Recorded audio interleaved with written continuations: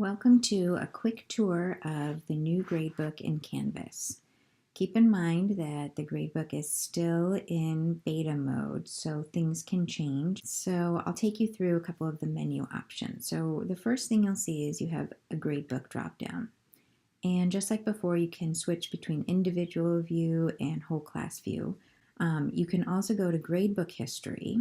Okay, so next we'll take a look at view in this dropdown. We've got quite a bit in here.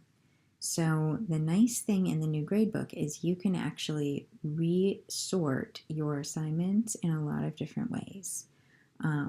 So we'll start just by looking at arrange by, and arrange is sorting. So you can go to whatever the default order is that Canvas likes to give you, or you can sort your assignments alphabetically.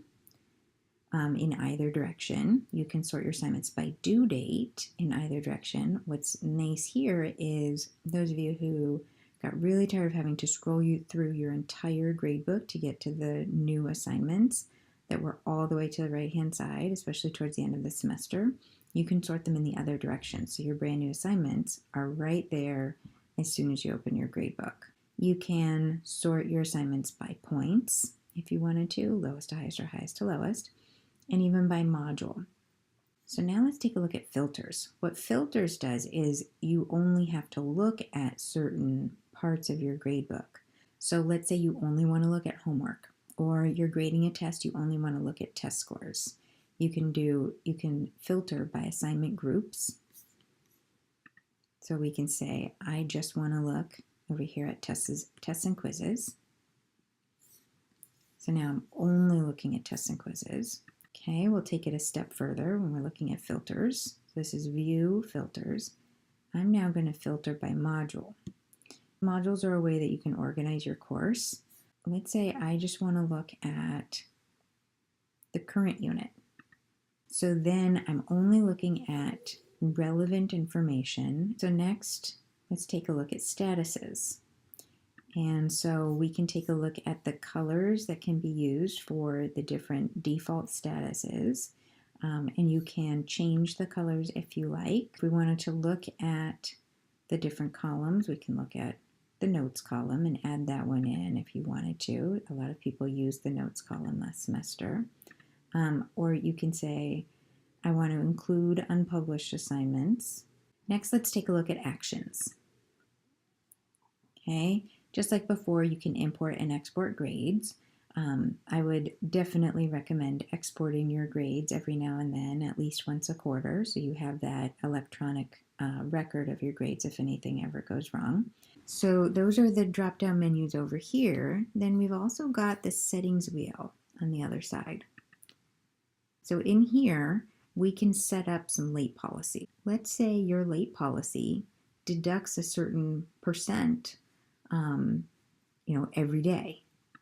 So let's say we want to deduct 10% of the assignment grade every day that it's late. Or you could even do every hour. And then you could say until a certain cutoff. All right, next let's take a look at, the same as before. If you hover over an assignment, a feature will pop up where if you're not hovering over it, you can't see it. Before it was a little arrow, now it's 3 dots. So I hovered over this assignment, I see the 3 dots, and now this is for this particular assignment. So I can sort my students, if I had more than one, I could sort my students by grades. You can sort your students by who's missing that particular assignment or who turned that assignment in late, which is pretty great. You can do message students who, just like before. We also have a feature for curving grades. If I were to curve, I would want to curve a test. And let's say you want to make your curve an average score of 60 or 70. You get to pick your percent, and then it'll curve for you. We still have set default grade, just like before. So, if you put in a few grades and then everybody else you want to put in, say, 0 for missing, you can do that. And you can still mute assignments just like before. And then now you can really clearly see that it's muted, unlike before. Now it shows you a red mute symbol, which is pretty nice. And you have the option here to enter your grade as points or percentages. Okay, and so let's say you sorted, in View, and you arranged your assignments, but now, hang on, I'm going to show all of my assignment groups. But let's say we want to fine tune that sorting just a little bit. So I'm looking at this, but really I want to move this test later. We can click and drag and move. Now I move that test to the end. And just like before, you can move your total category if you hover over it. Move that to the front. You can sort by entire categories. So let's say you want to see, who's turning in their homework.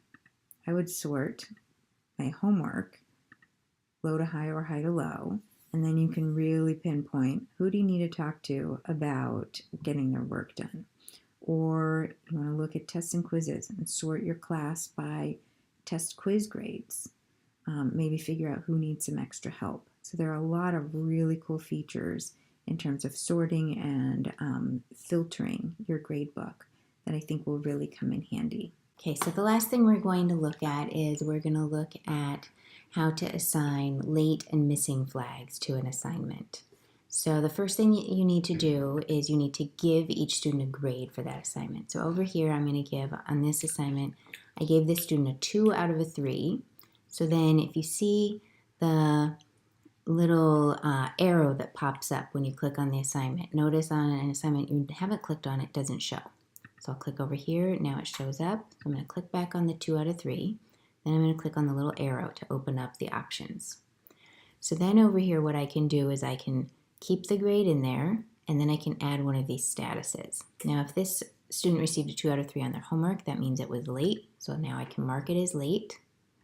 I can even include a number of days. That's if I had set up the 10% each day type of a thing. Okay, so that's your quick tour of the new gradebook. Hopefully that gives you an idea of what's to come and the features that you can use.